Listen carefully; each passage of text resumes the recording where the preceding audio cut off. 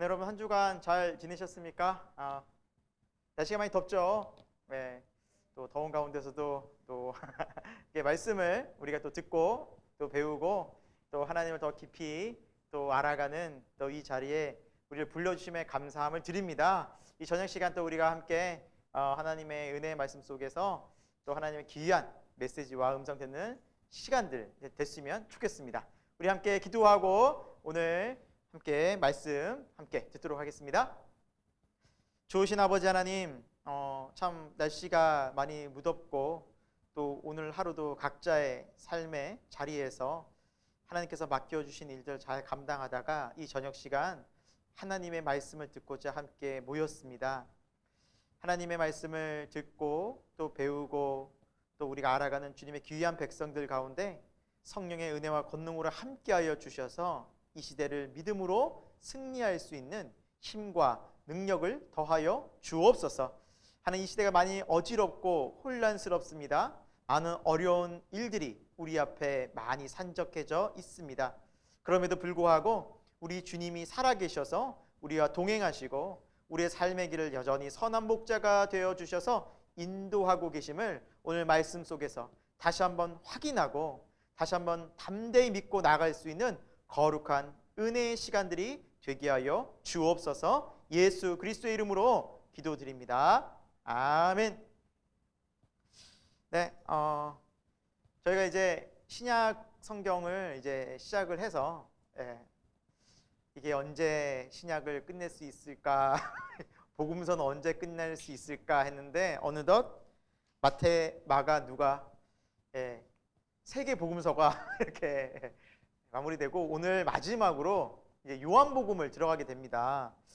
네, 여러분 또 요한복음은 우리가 개관 시간에 개론 시간에 했었는데 조금 사복음서 중에서도 공관복음이라고 해서 마태, 마가, 누가는 거의 비슷한 사건 또 예수님의 어떤 예화들 그리고 예수님께서 하신 그런 말씀들을 다이렉트로 일화 중심으로 다 연결해 놔서 비슷한 관점들이 있다 해서 공관복음이라고 했었는데 요한복음은 조금 틀리다고 했죠. 그렇죠?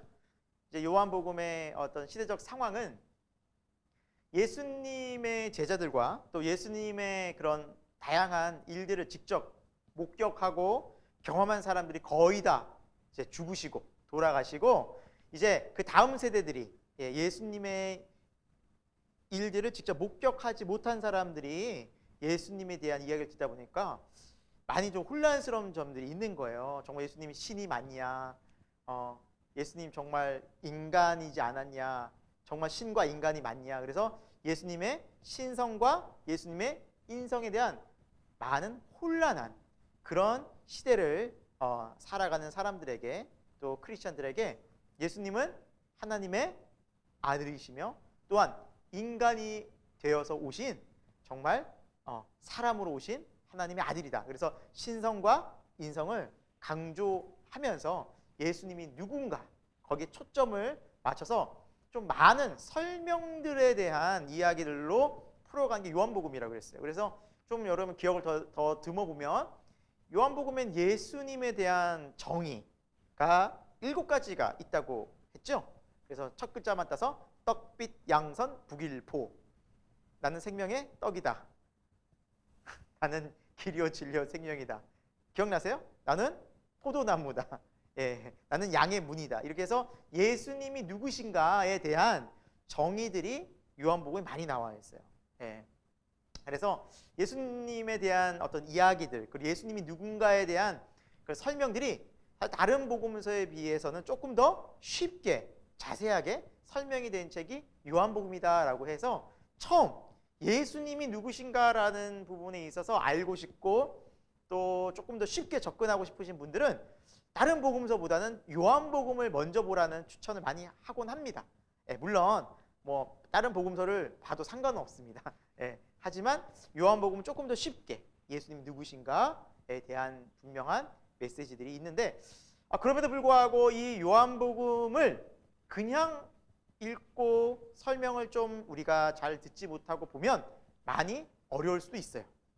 그래서 오늘 이 시간에 우리가 같이 한번 말씀을 최대한 좀 이렇게 이왕 또 성경 우리가 밑줄 치면서 이렇게 자세하게 볼 일이 평생에 다시 올까 싶을 정도로 마지막 내 일생의 이제 마지막 기회다 이렇게 성경을 아주 심층적으로 이렇게 자세하게 공부하면서 그래서 이걸 여러분 토대로 삼으셨으면 좋겠고 오늘 이 시간 그래서 조금 요한복음을 아무튼 우리가 좀 자세하게 좀 나가보도록 하겠습니다. 자, 요한복음 뭐 자세한 개관은 생략을 하도록 하고 뭐 요한복음의 저자는 당연히 누구겠습니까? 요한이겠죠. 요한은 사도 요한 제자입니다. 자, 1장 1절을 보시면 너무너무 중요한 말씀이 나와요. 다른 복음서와 너무너무 달라요. 다른 복음서에는 예수님의 뭐 족보가 나온다든지, 그렇죠? 뭐 세례 요한의 뭐 선포가 나오는 이렇게 나오는데 뭐가 나와요? 첫 번에 바로 1절에 태초에 말씀이 계시니라. 이 말씀이 하나님과 함께 그렇죠? 계셨고 또 이 말씀은 곧 하나님 말씀. 말씀.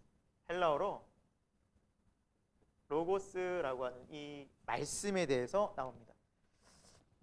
그럼 이 말씀이 우리가 이제 요한복음이라든지 성경을 보면 우리가 여러분 다 듣고 아시겠지만 이 말씀이 누구입니까? 예수님이잖아요, 그렇죠? 그래서 우리가 조금 이제 성경의 요한복음 자세히 읽다 보면 헷갈리는 거예요. 우리가 말하면 어때요? 말. 저와 여러분이 말을 하고 있죠, 대화를 하고 있죠, 그렇죠? 뭐 여러분 식사하셨어요? 뭐 여러분 대답도 하고 여러분 한 주간 잘 보내셨어요? 그러면 여러분 대답도 하고 그러니까 말이 오가면서 대화를 하는데 이 말이 예수님이란 인격체라고 한다면 우리 굉장히 헷갈린단 말이죠. 예수님이 도대체 어떤 분이길래 우리가 말하는 이 말이 예수님이라고 하나라고 할 수 있는데 여기서 로고스는 우리가 이야기하는 이 언어 이상의 의미를 가지고 있어요. 그러니까 어떤 본질에 대해 가까운 그런 의미를 갖고 있어요. 그러니까 이런 말에는 힘이 있잖아요, 그렇죠? 그러니까 어떤 왕이 당시에 로마의 한 왕이 말을 딱 선포하면 그 말 자체는 왕의 명령과 동일하고 왕의 어떤 자체를 나타내는 힘이 있어요. 왕의 말 자체는. 그래서 우리가 생각하는 어떤 말씀이 예수 그리스도라고 했을 때 우리가 생각하는 어떤 언어적인 의미에서 국한되면 안 되고요. 어떤 본질, 근본 이런 쪽에 더 가까워요. 이 로고스라는 것 자체가. 그래서 태초에 여러분 말씀으로 하나님이 온 세상을 창조하셨죠. 그렇죠? 빛이 있으라. 그러니까 말씀 자체가 능력이었어요. 말씀으로 온 우주가 창조되었어요. 그 말씀으로 질서가 잡히는 거예요. 그러니까 어떤 그 말씀 자체가 능력과 질서와 권위와 힘을 다 상징하고 있는. 그러니까 우리가 생각하고 있는 말 이상의 포괄적인 의미들이 있다는 거죠. 그걸 좀 생각해 보려고 합니다. 첫 번째 정의 1절에는 이 말씀이 누구인가? 즉 예수님이 누구인가에 대한 설명이에요. 로고스, 태초에 로고스가 계시니라 했어요. 여러분, 태초에 계시는 이 로고스는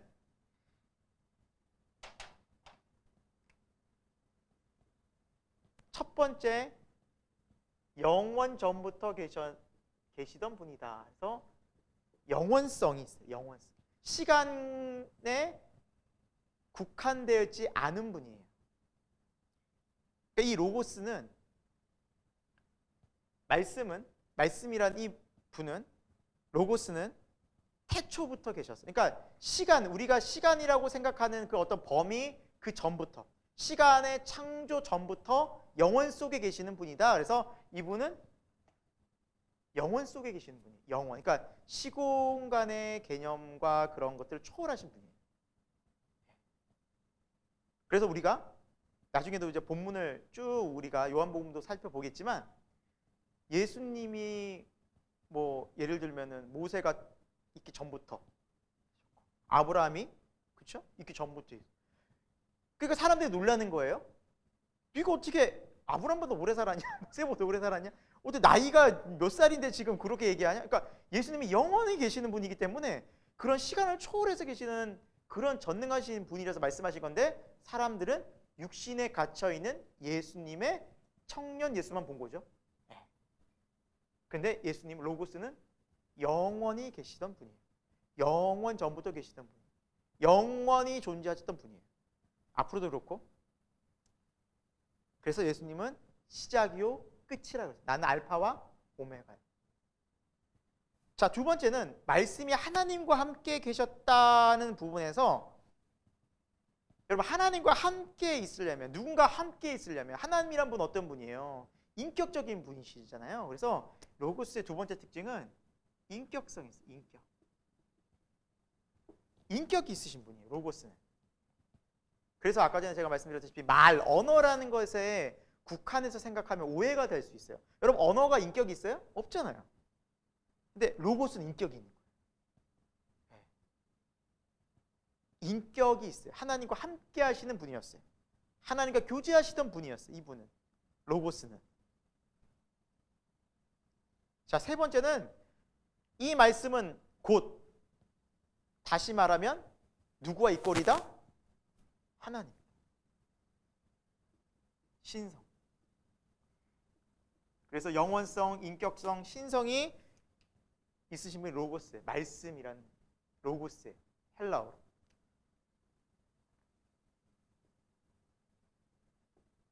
그러니까 이게 너무 좀 사실 이 로고스라는 언어 자체가 굉장히 어려워요. 접근하기가. 광범위하고. 그래서 그걸 우리가 다 다루기에는 너무너무 시간도 많이 들고 이건 진짜 책 한 권을 또 이렇게 공부를 할 정도로 굉장히 광범위해서 요약하자면 이 로고스는 오늘 말씀을 1장 1절 말씀을 기준으로 보자면 첫 번째 영원 전부터 계셨던 분이고 두 번째 인격적인 분이시고 세 번째 신성, 신적 권능이 있으신 분이다. 그래서 우리가 복음서를 보면 이 세 가지 특징이 다 나와요. 그래서 예수님이 인격성이 있어요, 없어요? 있죠. 우리가 요한복음도 살펴보겠지만 사마리아 여인과 뭐 하고 있어요? 사마리아 여인을 만나서 대화하잖아요. 내게 물 좀 달라. 당신 누군데 나에게 말을 것입니까? 대화를 맡겨요. 내 남편을 데려오라. 저 남편이 없습니다. 이러면 대화를 맡겨요. 그렇죠? 그리고 예수님을 만난 사람들이 예수님과 뭐 해요? 인격적인 교류를 해요. 교감을 해요. 그리고 예수님이 울기도 하시고, 그렇죠? 기뻐도 하시고. 그러면서 예수님은 인격적인 분이시라는 것을 성경을 통해서 알 수 있어요. 자, 세 번째가 뭐예요? 신성. 예수님은 죽은 자도 살리고 풍랑도 잠잠케 하시고 모든 질병을 고치시고 귀신들을 쫓아내시는 영적 권능이 있으신 분. 그러니까 이 세 가지 특징을 가지신 분이 로고스인데, 자, 이 로고스가 이제 이렇게 설명이 되어져 있고 요한복음은 2절에도 보면 우리 밑줄은 치지 않았지만 하나님과 함께 계셨고 다시 강조되고 있고 3절에 만물이 그로 말미암아 지은 바 되었다. 자, 그라는 거는 인격을 나타내는 거잖아요. 그로 말미암아. 그렇죠? 이 로고스를 그로 표현하잖아요. 그렇죠? 그로 말미암아 만물이 지은 바 되었다. 그래서 모든 지혜의 근원이 되신다. 그분으로부터 모든 만물이 출발했다. 온 우주가, 우리가. 그러니까 얼마나 위대하신 분이에요? 온 지구 얼마나 뭐 아름답고 놀랍고 온 우주는 말할 것도 없고요. 이걸 만드신 분 얼마나 크고 놀라우시겠어요. 감히 상상이 안 되죠, 우리는. 자, 그런데 이 로고스의 특징이 있으니 4절에 보니까 그 안에 뭐가 있었다? 생명이 있었다.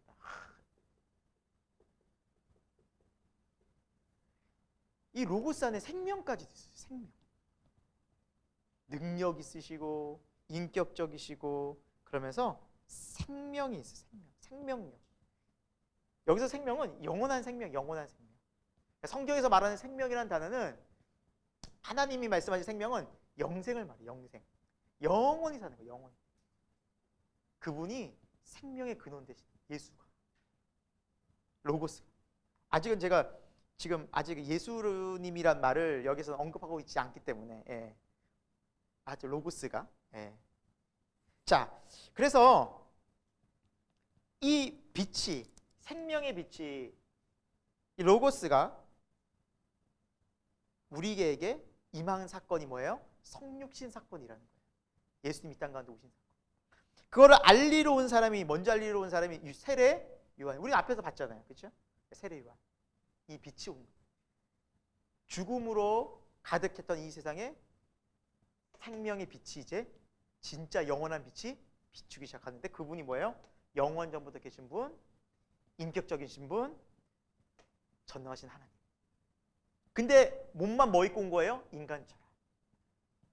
그러니까 인간의 모습을 띠고 있는 그 안에 내면에 이 신성과 인격성과 이런 영원성을 보지 못하면 예수님은 하찮은 그냥 유대 청년, 좋은 선생님. 그분이 지나지 않아요. 이걸 보는 순간, 이거를 눈에 띄는 순간 이제 구원과 생명, 영생과 연관이 지어지죠. 그러니까 예수가 누군가? 이제 우리는 성경 말씀을 통해서 다시 한번 살펴봐야 돼요. 자,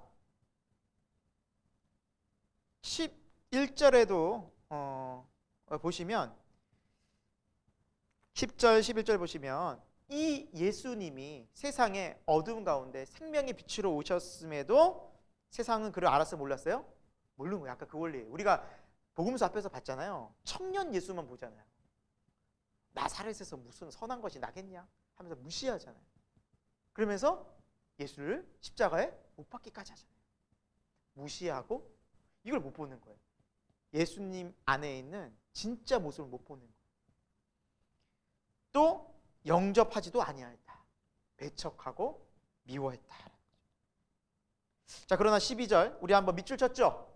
우리 여러분 다 이렇게 이러는 암송할 정도로 많이 보시면 좋다라는 의미에서 밑줄을 형광펜을 쳤습니다. 우리 같이 12절 읽어봅니다. 시작. 영접하는 자 곧 그 이름을 믿는 자들에게는 하나님의 자녀가 되는 권세를 주셨으니 아멘. 네. 하나님의 자녀가 되는 것. 누구에게? 영접하는 자. 영접하는 자가 어떤 자라는 거예요? 곧 믿는 자. 영접이라는 뜻은 다시 말하면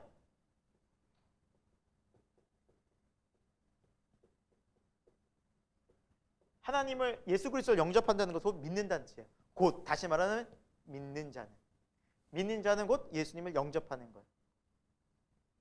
이 예수 그리스도의 인격성이 우리 안에 함께 공존하는 삶이에요. 이게 그것이 조금 있다가 우리 계속해서 앞으로 요한복음을 살펴볼 거예요.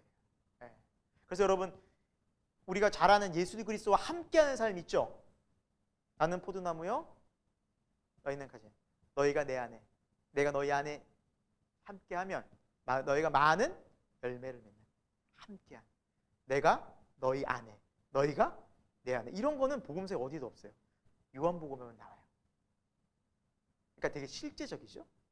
예수님이 멀리서 보이는 그냥 기적을 일으키시고 또 많은 사람을 구원하는 그런 정도가 아니라 나의 삶 속에 찾아오셔서 나와 친밀하게 함께 하시는구나.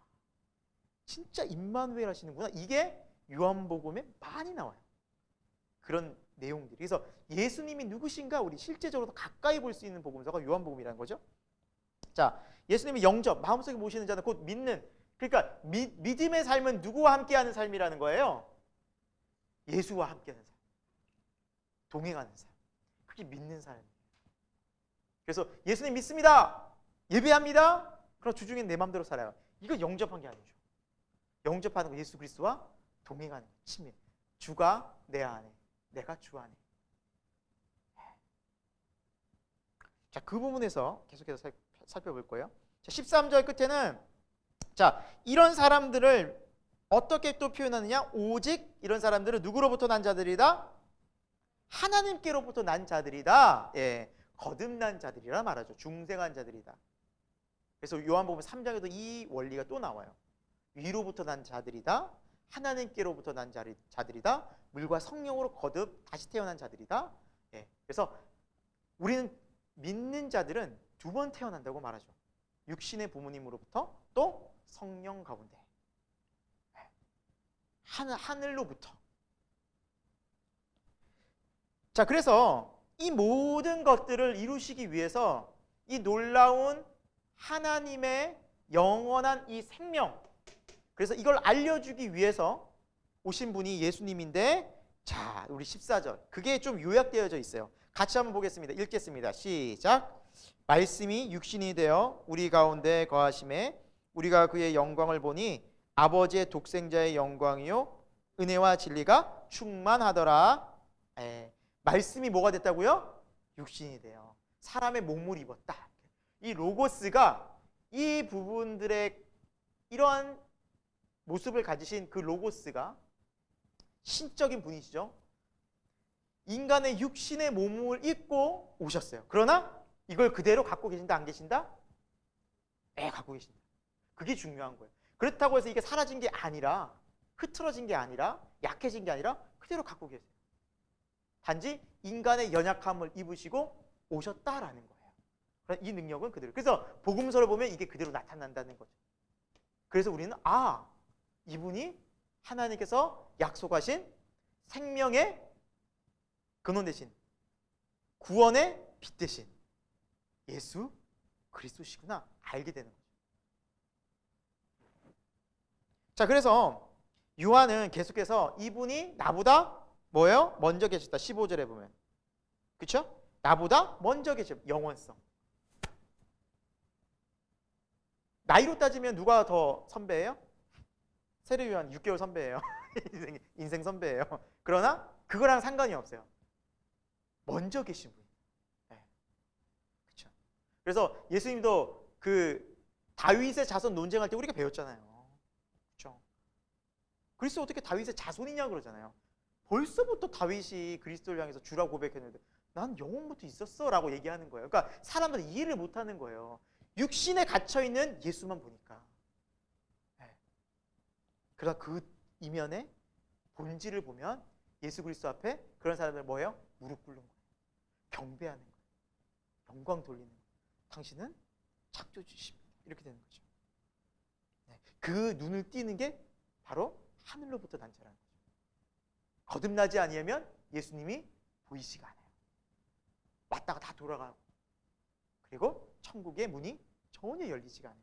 영적 비밀이 여기 있다라는 거죠. 자, 이제 그런 영적인 비밀을 우리에게 알려주시고 그리고 설명해 주시고 가르쳐 주시고 하나님 독생자의 영광, 아버지의 독생자의 영광이라고 해서 하나님 아버지가 누구인지를 정말로 있는 그대로 하나님의 모습을 그대로 보여주는 그런 분이 예수님이에요. 그래서 나를 본 자는 누구를 보았다? 예수님이 뭐라 그래요? 나를 아버지를 보여달라고 하니까 나를 본 자는 누구를 보았다? 아버지를 본 거다. 똑같아. 나와 아버지는 하나이기 때문에. 그래서 너희가 하나님 아버지를 보여달라고 하는데 나를 본 자는 하나님 아버지를 본 거다. 내 모습이 곧 누구의 모습이다? 아버지 하나님의 모습이다. 다르지 않다. 그러니까 예수님의 모습은 우리가 빛 가운데 계시는 성부 하나님을 충분히 우리가 미루어 짐작하고 이렇게 우리를 사랑하시는 분이구나라는 것을 알 수 있는 분이 예수님의 모습이에요. 자, 그래서 이러한 예수님의 모습이 이제 은혜 가운데 우리에게 보여졌다라는 거죠. 그렇죠? 예, 그 내용이 이제 1장 쭉 이제 18절까지 나오고요. 자, 이제 19절로 가보도록 하겠습니다. 자, 19절부터는 이제 세례 요한의 증거가 나옵니다. 예, 세례 요한. 우리 앞쪽에서 쭉 했기 때문에 세례 요한이 먼저 등장을 해서 좀 알린 거죠. 세례도 베풀고 막 설교도 하니까 사람들이 이 사람 메시아 아니야? 그리스도 아니야? 그러니까 난 아니다. 내 뒤에 오시는 분이 진짜예요. 나는 신발끈 잡기도 풀기도 감히 나는 그 손도 못 댑니다. 내 뒤에 오시는 분은 하면서 예수님에 대해서 증거를 하게 되죠. 그래서 스포트라이트를 그렇죠? 예수님께로 탁 가게 하죠. 겸손한 사람이었죠, 정말. 자, 그리고 29절부터는 그리고 세례 요한이 예수님의 나오심을 보고 뭐라 그래? 29절에 보라 세상 죄를 지고 가는 하나님의 어린 양이로다. 예, 그래서 유월절 어린 양으로 이제 구약의 모든 예언을 이루시기 위한, 왜요? 아담부터 우리 인류가 창세기 3장부터 범죄했잖아요. 불순종했잖아요. 그 죄의 결과가 뭐예요? 이 선악을 알게 하는 나무를 먹는 날에 너희가 정령 뭐하리라? 죽으리라 해서 죽었잖아요. 그래서 창세기 5장에 보면 죽음의 역사라고 우리가 배웠잖아요. 몇 살까지 살고 죽고. 되게 오래 살았네. 그게 중요한 게 아니랬잖아요. 야, 800살까지 살았네. 이게 중요한 게 아니라 살다 죽은 거예요. 원래 영원히 살아야 되는데, 죽음이란 건 모르는 존재여야 되는데 죽게 된 거예요. 그게 중요한 거예요. 우리 인간이 죽음을 맞이하게 된 거예요. 근데 그 죽음을 우리가 맞이하게 된 이유가 뭐예요? 성경은 뭐라 말해요? 네, 지울게요. 네, 바로 죄죠. 죄. 아무리 강조해도 지나치지 않는 죄, 죽음. 죄의 결국은 뭐예요? 사망이에요. 사망. 이게 죽음 때문에 죄가 무서운 거예요. 죄의 결과로 죽는 거예요. 왜 병 걸려요? 사망 때문에, 사망이 위해서 걸리는 거예요. 죽음을 알려주는 거예요. 우리 몸이 병 걸린다는 사실은. 죽는다는 거죠. 죽음의 반대말이 뭐예요? 생명이잖아요. 이거 해결하려면 뭐가 필요했어요? 네, 생명. 생명. 죽음의 반대말 생명. 그러니까 예수님이 오실 수밖에 없는 거예요. 이 세상을 다 죄로 인해서 죽거든요. 생명에서 떠나 있었거든요. 그러니까 생명의 근원 대신 예수님이 오실 수밖에 없었어요. 참 생명. 그래서 그분을 세례 요한이 딱 알리고 약속된 대로 뭐예요? 이제 그 메시아 사역이 시작됐죠. 그래서 성령이 비둘기같이 임하시고 예수님이 이제 성령으로 세례를 베풀어 주시는 분임을 이제 세례 요한이 증거하고 성경이 말씀하고 있습니다. 뭐 우리가 뭐 다른 부분에서도 봤잖아요. 이는 내 사랑하는 아들이요, 내 기뻐하는 자다. 그렇죠? 하늘에서 음성이 들리고 성령님이 함께하고 성자 예수님은 세례를 받으시고 메시아 사역을 시작하셨죠. 하나님의 약속된 놀라운 구원이 이제 시작된 거죠. 본격적으로. 자, 그러면서 35절부터 보시면 사도 그 세례 요한이 계속해서 이제 자기 사역들을 계속 하고 있었는데, 그 중에 두 사람이 제자가 있었는데, 먼저는 세례 요한의 제자였는데 이들이 예수님을 만나게 됩니다. 예수님을 만나게 됩니다. 그리고 세례 요한이 자꾸 스포트라이트를 누구에게 돌리고 있어요? 예수님께 돌리고 있으니 그러면 우리가 집중해야 될 분이 세례 요한이 아니라 이분이었어 하고 예수님께로 나가게 됩니다. 이 두 명이. 그래서 38절에도 예수께 얘기하길 라삐어 어디 계십니까? 어디에서 지금 머무십니까? 묻자 와서 보라 하고 초청해요. 그 중에 하나가 한 명이 뭐라고 나와 있어요? 40절 끝에 안드레였다라고 합니다. 안드레가 누구예요? 시몬 베드로의 형제죠. 안드레. 베드로 안드레 형제, 야고보 요한 형제. 그래서 안드레는 시몬 베드로의 형제였는데, 먼저 안드레가 예수님을 만나고 난 뒤에 와, 내가 메시아를 만났다고 누구를 소개해 줍니까? 시몬을, 자기 형제인 시몬을 소개해 주게 됩니다. 그래서 시몬이 예수님을 만나게 되는데, 그때 42절에 예수님께로 나오니까 예수님께서 뭐라고 딱 말씀하세요? 너는 요한의 아들 시몬이구나. 어떻게 알아요? 예수님 호구조사하는 뭔가 표가 있었나? 가족관계도 이런 게 뭐 다 어떻게 알아요? 내가 얼굴 보자마자 시몬 이렇게 써 있지 않잖아요. 왜? 그 지었구나. 영원성. 영원히 계시는 분이, 이분은 창조주 다 하시는 거예요. 얼마나 놀랐겠어요. 누가 나한테 얘기해줬나? 깜짝 놀랐겠죠. 그리고 장차 너가 게바라 하리라. 게바는 아람어예요. 아람어. 반석이란 뜻이죠. 그리고 여러분 베드로 하잖아요. 베드로.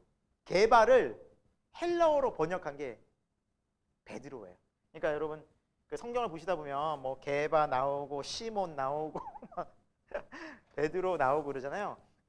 자, 시몬의 이름이 게바라고도 하고 베드로. 당시로는 아람어가 쓰였어요. 아람어, 지역 방언, 아람어가 쓰였어요. 이거 아람어고요. 여러분 대표적으로 달리다굼 하는 거 있죠. 소녀여 일어나라. 엘리엘리라마 사막다니 이런 거 아람어예요. 당시 쓰던 갈릴리 지역의 언어예요. 베드로는 헬라어예요. 그리스 헬라어. 당시 로마권에 있었던 그 사람들이 쓰던 언어죠. 그래서 게바는 베드로랑 같은 반석이라는 뜻이에요. 근데 아람어냐 헬라어냐의 차이인 거죠. 네. 이해가 되세요? 시계, 와치 이런 거죠. 시몬이 원래 이름. 네. 들으심이란 뜻, 들으심. 구약에 우리 저기 있잖아요. 구약의 이름들 보면 시몬의 이름 많이 나오죠. 시몬. 예, 원래 히브리어인 거죠. 예, 시몬은 시몬. 들으심이라는 뜻이에요. 하나님께서 들으셨다. 자, 그래서 헷갈릴 수 있는데 이렇게 정리를 해놓으시면 될 것 같고요. 뭐 이렇게 예수님께서 미리 베드로의 삶을 예측하고 다 아시면서 이렇게 얘기해 주신 거예요. 예. 넌 어떤 삶을 살 것이다? 아신 거죠. 바꿔 말하면 예수님은 우리의 삶도 이미 부르시면서 하셔요. 우리를 주님의 제자로 부르시면서 우리가 어떤 삶을 살게 될지 주님은 다 아세요. 우리는 주님 손 안에 있고 주님은 우리를 그렇게 만들어 가시고 인도하실 거예요. 똑같아요. 자, 그리고 예수님께서 제자들을 계속 부르십니다. 44절에 빌립이라는 사람을 부르요. 빌립도 제자죠. 12제자. 그렇죠? 빌립은 어떤 사람이었다 나와 있어요? 안드레와 또 베드로와 한 동네 베세다 사람. 그 갈릴리 지역에 그 베세다라는 동네에 한 사람이었다라고 나와 있어요. 빌립. 근데 이 빌립이 먼저 주님을 만나고 친구인 나다나엘을 이제 예수님께 소개해 줍니다. 나다나엘. 여기서 예수님의 제자들의 이름이 좀 나오는데 이 나다나엘은 여러분 그 예수님의 그 제자의 이름 중에 바돌로메라고 여러분 혹시 기억하세요? 바돌로메? 예. 같은 사람으로 봅니다. 예. 나다나엘은 바돌로메와 같은 사람으로 봅니다. 동일 인물로 추정해요. 그러니까 이게 학자들의 가장 좀 많이 학자들이 주장하고 있는 설득력 있는 주장이라고 합니다. 그래서 나다나엘이 이제 예수님을 만나는 장면이 나오는데 이제 빌립이 와서 봐라 나다나엘 내가 메시아를 만났다 그리스도를 만났다 하고 그래? 나사렛에서도 무슨 선한 것이 나야? 야 우리 구약에서는 그런 예언이 없는데 하면서 그래도 가서 들어봐요. 만나봐요. 그때 47절에 예수님께서 나다나엘을 딱 보시고 하시는 말씀이 너는 참으로 이스라엘 사람이고 너 속에 간사한 것이 없도다. 그러니까 마음이 되게 청결하고 진실한 사람이었던 것 같아요. 그러니까 주님은 딱 보시자마자 그 속을 다 보시는 거죠. 왜? 전능하신 분이시. 모든 걸 알고 계시다. 깜짝 놀라죠. 어떻게 나를 압니까? 어떻게 나를 압니까? 그때 예수님께서 뭐라 말씀하시는 48절에 내가 빌립 만나기 전에 여기 오기 전에 무화과 나무 아래에 있을 때부터 48절에 무화과 나무 아래에 있을 때부터 내가 너를 보았다라고 말해요. 유대인들에게서 무화과 나무는 주로 율법을 묵상하거나 하나님 말씀을 묵상하는 장소였다고 합니다. 그러니까 이 예수님 만나기 오기 전에 빌립을 만나기 전에 자기가 무화과 나무 앞에서 하나님 말씀을 뭐하고 있었던 거예요? 나다나엘을 묵상하면서 하나님 말씀. 여호와 나의 목자시니 내게 부족함이 없으셔서 그가 나를 푸른 저녁에 누시며 아무튼 하나님의 말씀을 막 묵상하고 시편을 묵상했는지 하나님의 율법을 묵상했는지 묵상하고 있었어. 그런데 그거를 아신 거예요. 그러니까 너무 놀란 거예요. 그러니까 자기가 조용히 무화과나무 밑에서 혼자서 조용히 묵상하고 있어. 여러분 묵상은 시끄러운 곳에서 하지 않잖아요. 조용한 곳에서 홀로 이렇게 막 하나님 말씀을 그 하나님밖에 모르는데 지금 그걸 정확하게 얘기를 하고 있는 거예요. 어떤 마음이 들겠어요? 이분은 그냥 보통 분이 아니다. 그래서 뭐라 그래요? 49절에 당신은 하나님의 아들이십니다. 이스라엘의 임금, 이스라엘의 왕이십니다. 하나님 같은 전능하신 분이십니다라는 거. 이게 이 표현이 하나님이라는 거예요. 그래서 유대인들에게 당신은 하나님의 아들이라는 말은 하나님과 동등이라는 뜻이에요. 당신은 하나님이라는 뜻이에요. 당신은 전능자이시군요. 전능하신 분이시군요. 아도나이시군요. 주님이시군요. 이런 표현이에요. 그렇게 주님을 만나게 됩니다. 그러니까 예수님을 만날 때 어때요, 여러분? 아까 전에 우리가 봤죠. 신성, 또 인격, 또 뭐 있었어요? 영원성 다 보이죠. 전능하신 분. 예수님을 만나면 여러분 어떤 마음이 드냐면 모를 수 없어요. 그분 인격적으로 만나게 돼요. 지금도 마찬가지라는 거예요. 예수님은 동일하실 거 아니에요. 지금도 동일하세요. 주님을 만나는 거 어떤 만남이냐? 이런 만남이에요. 영원히 모든 걸 알고 계십니다. 그리고 인격적인 분이세요. 그리고 능력의 분이세요. 하나님. 그분 예수 그리스도. 지금도 살아 역사하시는. 어때요? 1장부터 너무 다르죠? 다른 복음서와. 예. 지금 1장밖에 안 했어요. 1장밖에 안 했고, 근데 예수님이 너무 막 확 와닿지 않아요? 예수님의 인성이라든지 인격성이라든지 예수님의 신성 막 와닿지 않아요? 이게 달라요. 다른 복음서와. 네. 그러니까 함께 예수님에 대해서 공부하면 굉장히 예수님에 대한 풍성한 알미 형성되고 풍성한 단단한 믿음이 형성되는 거예요. 2장으로 들어가 봅니다.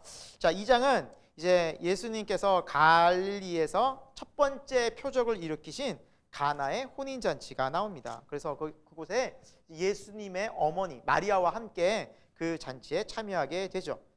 자, 2절에 보니까 갑작스럽게 그 잔치의 가장 중요한 음료인 포도주가 떨어지게 됩니다. 여러분 좀 다 막 술을 이렇게 많이 먹어 오해하지 마시고 유대인들, 그러니까 팔레스타인 지역의 물은요 석회질이 많았어요. 그래서 물이 먹으면 몸에 굉장히 안 좋아요. 그래서 그들은 포도즙이나 포도주를 담궈서 그거를 이제 음료처럼 마셨다고 합니다. 그게 훨씬 더 건강하거든요. 그렇게 해서 수분이라든지 영양분을 섭취했어요. 그러니까 우리가 알고 있는 왜 맨날 술만 마시냐 이렇게 생각하시면 오해예요.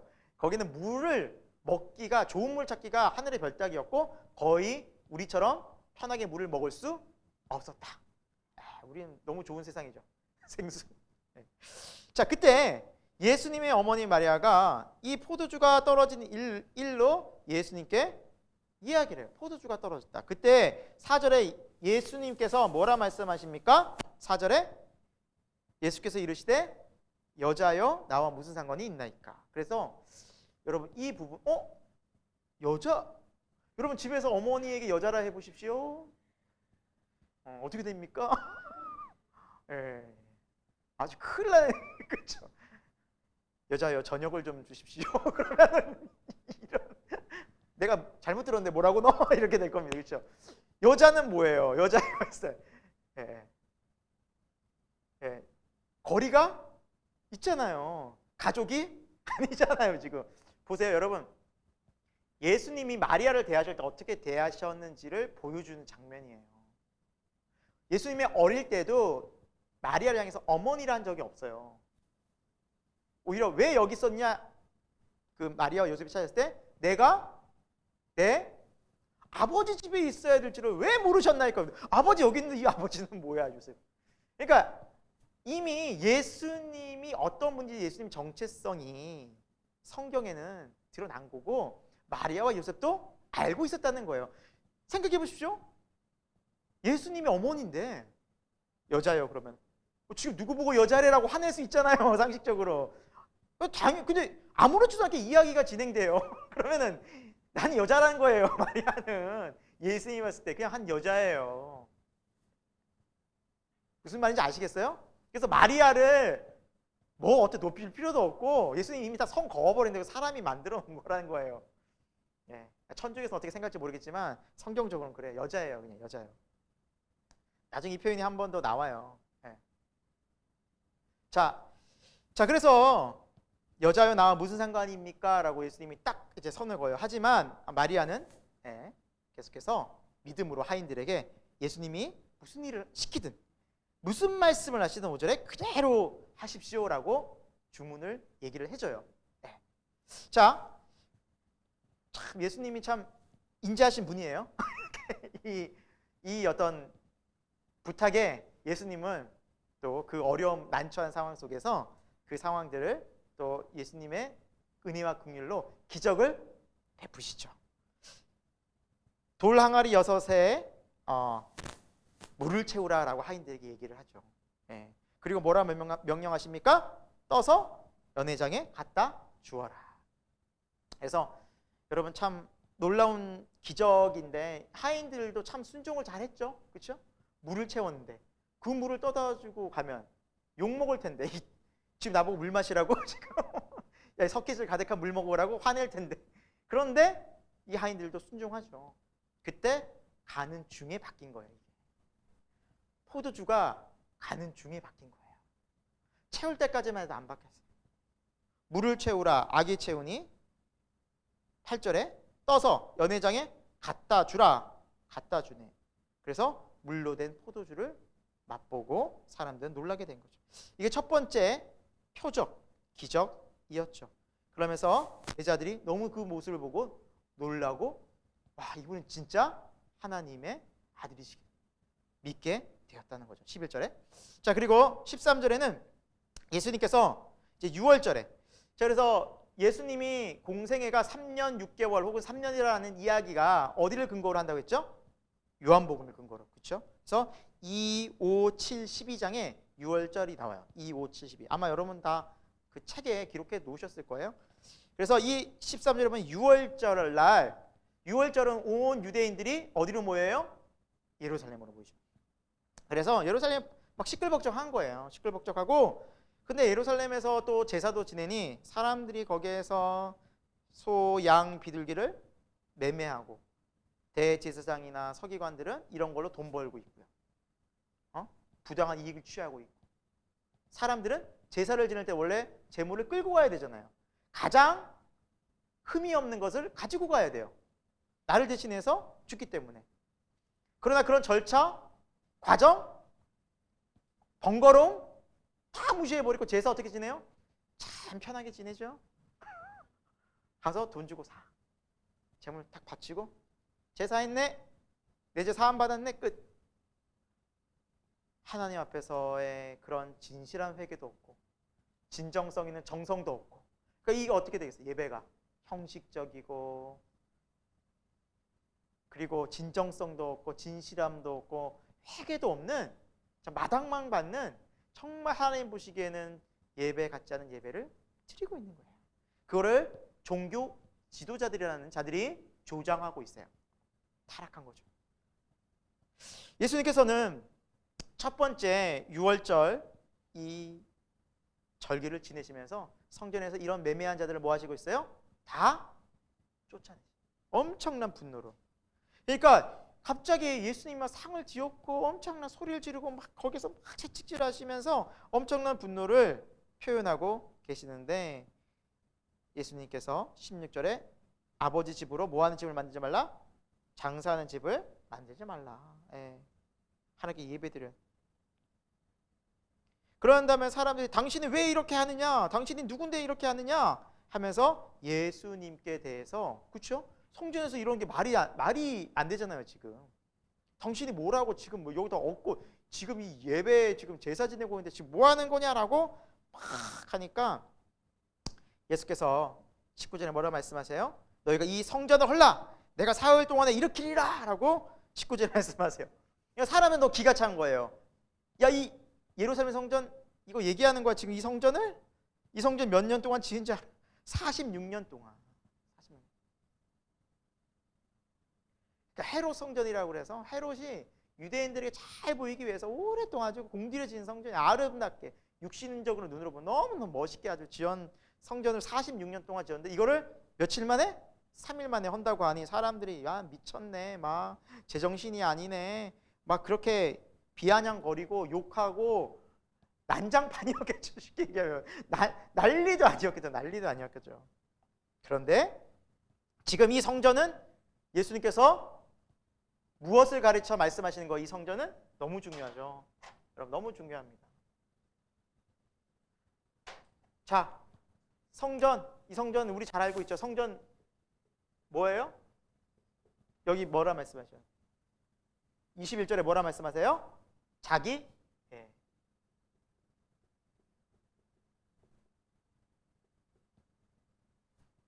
성전은 자기 육체. 이 성전을 헐라. 진짜 성전은 뭐라는 거예요? 주님의 몸이에요. 진짜 교회는 어디라는 거예요? 주님의 몸된 성전, 에클레시아, 우리라는 거예요. 이게 진짜 성전이라는 거예요. 그래서 고린도전서 3장 16절에 뭐라 말씀하고 있어요? 사도 바울이 너희가 하나님의 성전인 것과 하나님의 성령이 너희 안에 거하시는 것을 알지 못하느냐? 너희가 성전이다.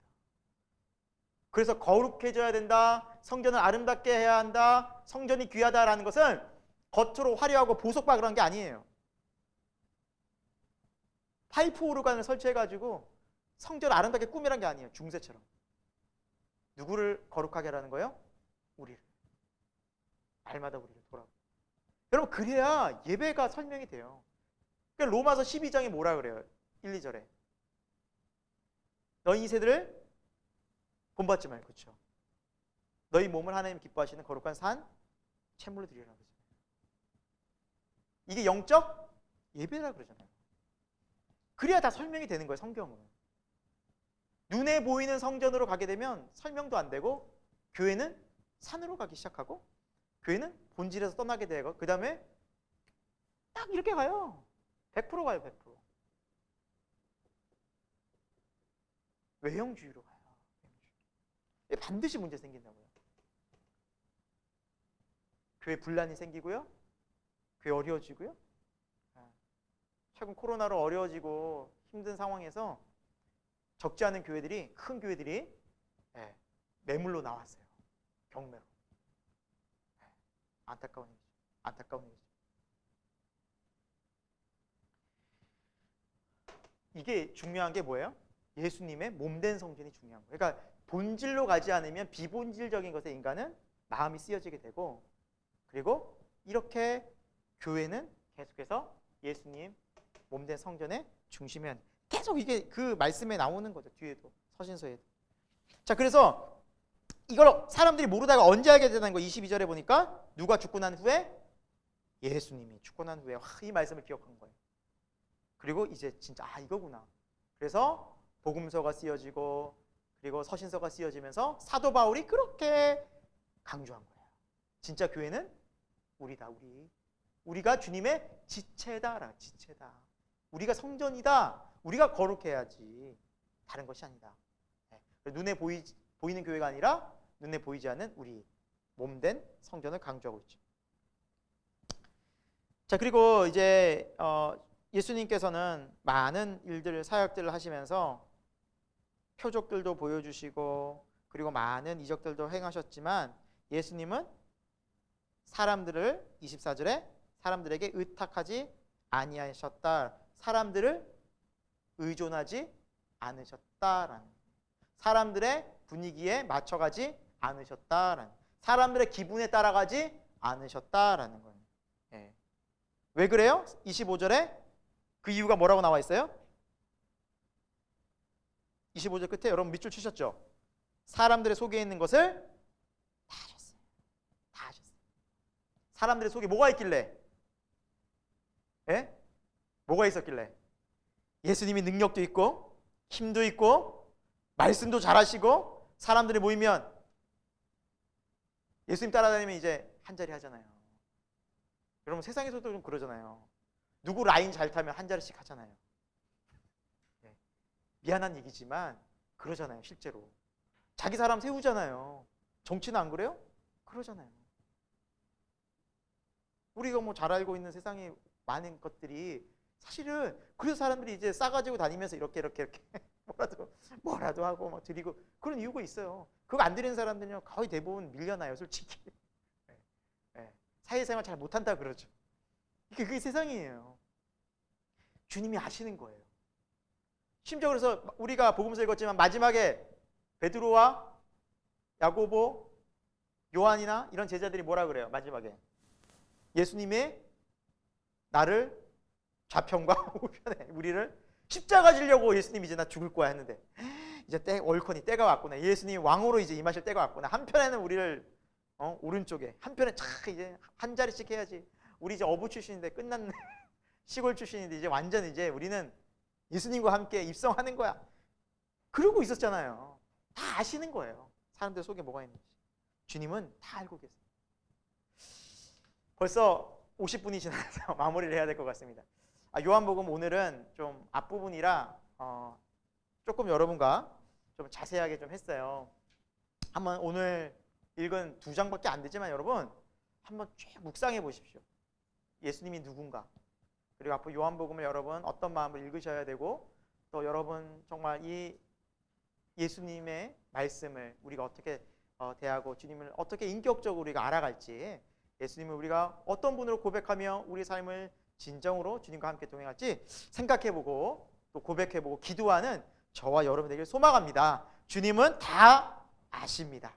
주님은 다 보고 계십니다. 그 주님을 더 의식하고 또 주님의 시선과 마음을 우리가 생각해 볼 수 있는 한 주가 되길 소망해 봅니다. 함께 기도하고 마치도록 하겠습니다. 하나님 아버지, 오늘 우리에게 예수님께서 누구신지에 대해서 말씀해 주셔서 참 감사함을 드립니다. 하나님의 말씀은 살아있고 활력이 있으며 능력이 있으시며 권세가 있으십니다.